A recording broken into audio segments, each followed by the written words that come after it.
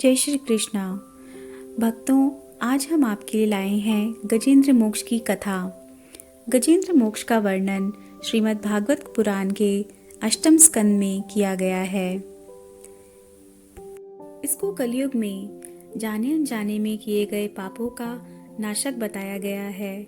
इसके नियमित रूप से पाठ करने से समस्त विघ्नों और महान संकटों से छुटकारा मिलता है। शत्रुओं द्वारा प्रताड़ित किए जाने पर या किसी भी प्रकार के कर्ज से मुक्ति पाने के लिए यह स्तोत्र सर्वोत्तम है। स्वयं श्री हरि ने कहा है कि जो सूर्य उदय से पहले जागकर नियमित रूप से यह पाठ करता है, उसको मृत्यु के समय मैं निर्मल बुद्धि प्रदान करता हूँ। तो चलिए शुरू करते हैं गजेंद्र मोक्ष की कथा। क्षीर सागर में 10,000 योजन ऊंचा त्रिकुट नामक पर्वत था। उस पर्वत के घोर जंगल में बहुत सी हथनियों के साथ एक गजेंद्र नाम का हाथी निवास करता था। वह सभी हाथियों का राजा था। एक दिन वह उसी पर्वत पर अपनी हथनियों के साथ झाड़ियों और पेड़ों को रौंदता हुआ घूम रहा था। उसके पीछे पीछे हाथियों के छोटे छोटे बच्चे और हथनियां घूम रही थी। उसकी गंध मात्र से सिंह, गेंडे आदि हिंसक पशु डरकर भाग रहे थे और उसकी कृपा से भेड़िए, सुअर, कुत्ते, बंदर, खरगोश आदि सब निर्भय विचरण कर रहे थे। गज भरी धूप में प्यास से व्याकुल हो अपने छोटे बच्चों, हाथियों व हथनियों के साथ उस सुगंधित सरोवर की ओर चल पड़ा। सभी ने पहले तो सरोवर के जल में स्नान किया, उसके बाद जल क्रीड़ा करने लगे। गजेंद्र गृहस्थ पुरुषों की तरह मोहग्रस्त होकर अपनी सूंड से जल की फुहारें छोड़कर हथनियों व बच्चों को नहलाने लगा। वो उनके मुंह में सूंड डालकर जल पिलाने लगा। भगवान की माया से मोहित हुए उन्मत्त गजेंद्र को यह ज्ञात ही नहीं था कि उसके सिर पर बहुत बड़ी विपत्ति मंडरा रही है। ठीक उसी समय एक ग्राह ने उसके पैर को दबोच लिया। गज ने अपने पैर को छुड़ाने की बहुत चेष्टा की, परंतु सब व्यर्थ हो गई। दूसरे हाथियों, हथनियों व बच्चों ने भी विकलता से चिंगाड़ते हुए सहायता करनी चाहिए, परंतु वे भी इसमें असफल रहे। कभी गज ग्राह को बाहर खींच लाता तो कभी ग्राह उसे अंदर को खींच लाता। गजेंद्र व ग्राह अपनी पूरी शक्ति लगाकर लगातार 1000 साल तक लड़ते रहे। यह अनोखा युद्ध देखकर देवता भी आश्चर्यचकित हो गए। जल में लंबे समय तक खींचे जाने से गजेंद्र का शरीर व मन दोनों शिथिल पड़ गए और वह ग्राह तो ठहरा जलचर, अतः वह तो और अधिक उत्साह और बल से गजेंद्र को खींचने लगा। इस प्रकार देह अभिमानी गजेंद्र अपने प्राणों को संकट में फंसा देख विचार करने लगा कि यह ग्राह विधाता की फांसी ही है। मैं स्वयं व मेरा संपूर्ण परिवार मुझे ना बचा पाया। अब तो मैं संपूर्ण विश्व के एकमात्र आश्रय भगवान की ही शरण लेता हूँ, वे ही मेरी रक्षा करेंगे। मैं अपनी बुद्धि से ऐसा निश्चय करके गजेंद्र ने अपने मन को हृदय में एकाग्र किया और फिर पूर्व जन्म में सीखे हुए श्रेष्ठ स्तोत्र के जप द्वारा अनेक प्रकार से भगवान की स्तुति करने लगा।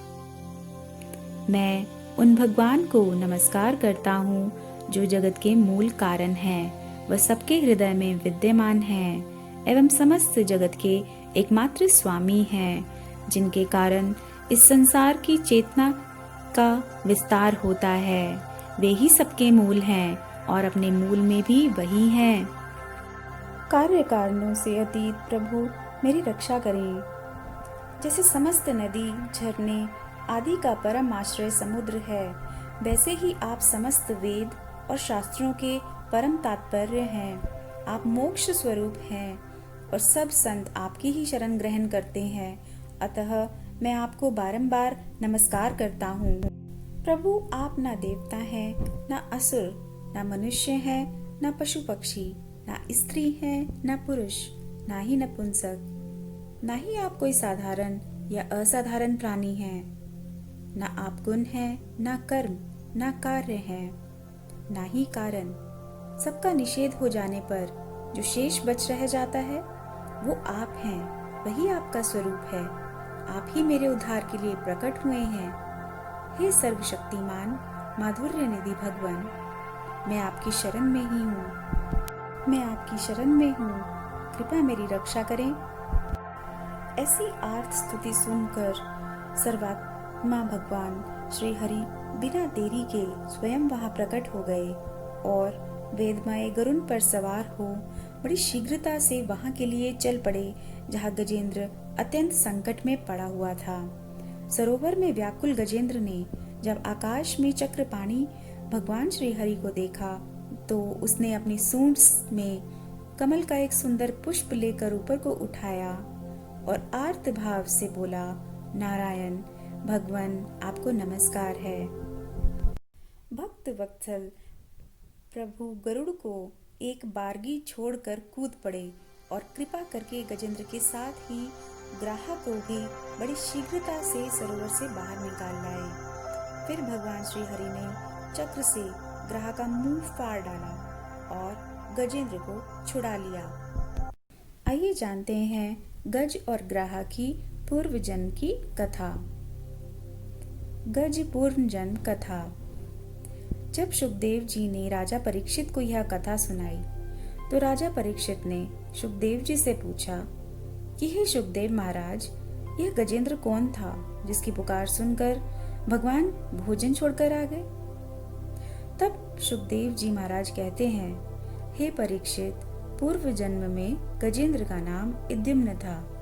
वह द्रविड़ देश का पांडव वंशी राजा था। वह भगवान का बहुत बड़ा सेवक था। उसने अपना राजपाट छोड़कर मलय पर्वत पर रहते हुए जटाएं बढ़ाकर तपस्वी के वेश में भगवान की आराधना की थी। एक दिन वहां से अगस्त्य मुनि अपने शिष्यों के साथ गुजरे और उन्हें राजा को एकाग्र चित्र होकर उपासना करते हुए देखा। अगस्त्य मुनि ने देखा कि यह राजा अपने प्रजा पालन और गृहस्थ सोचित अतिथि सेवा आदि धर्म को छोड़कर तपस्वी की तरह रह रहा है। अतः उस राजा इद्युम्न पर क्रोधित हो गए और क्रोध में आकर उन्होंने राजा को श्राप दे दिया कि हे राजा, तुमने गुरुजनों के से बिना शिक्षा ग्रहण किए वे अभिमानवश परोपकार से निवृत्त होकर मनमानी कर रहे हो, अर्थात हाथी के समान जड़ बुद्धि हो गए हो। इसलिए तुम्हें वही अज्ञानमयी हाथी की योनि प्राप्त हो। राजा ने इस श्राप को अपना प्रारब्ध समझा। इसके बाद दूसरे जन्म में उसे आत्मा की विस्मृति करा देने वाले हाथी की योनि प्राप्त हुई। परंतु भगवान की आराधना के प्रभाव से हाथी होने पर भी उन्हें भगवान की स्मृति हो ही गई। भगवान श्री हरि ने इस प्रकार गजेंद्र का उद्धार करके उसे अपना लोक में जगह दी। ग्राह पूर्व जन्म कहानी। गजेंद्र को जिस ग्राह ने पकड़ा था वह पूर्व जन्म में हुहु नाम का श्रेष्ठ गंधर्व था। एक बार देवल ऋषि जलाशय में स्नान कर रहे थे। उसी जलाशय में यह हुहु नामक गंधर्व ने चुपचाप आकर ऋषि के पैर पकड़ लिए और मगर मगर कहकर चिल्लाने लगा। इससे क्रोधित होकर देवल ऋषि ने हुहु को श्राप देते हुए कहा, हे हुहु गंधर्व, तुझे लाज नहीं आती? तूने संत महात्मा का आदर करना चाहिए था और तू मेरा मजाक उड़ा रहा है और मगर की तरह आकर मेरा पैर पकड़ता है। अरे दुष्ट, अगर तुझे मगर बनने का इतना ही शौक है तो तुझे मगर की योनि प्राप्त होगी। शाप मिलते ही वह गंधर्व ऋषि से क्षमा याचना करने लगा। तब ऋषि ने कहा, तू मगर की योनि में जरूर जन्म लेगा, लेकिन तेरा उद्धार भगवान के हाथों होगा। इसी ग्राह रूपी हुहु गंधर्व का उद्धार भगवान श्री हरि ने किया। जय श्री कृष्णा। प्रिय भक्तों, आपको आज का हमारा वीडियो कैसा लगा ये हमें आप नीचे कमेंट बॉक्स में लिखकर ज़रूर बताइएगा। प्रिय भक्तों, आप हमें लाइक, शेयर और सब्सक्राइब जरूर कीजिए ताकि हम आपकी सेवा में निरंतर कार्यरत रहें। आपका बहुत बहुत धन्यवाद। आपका दिन मंगलमय हो।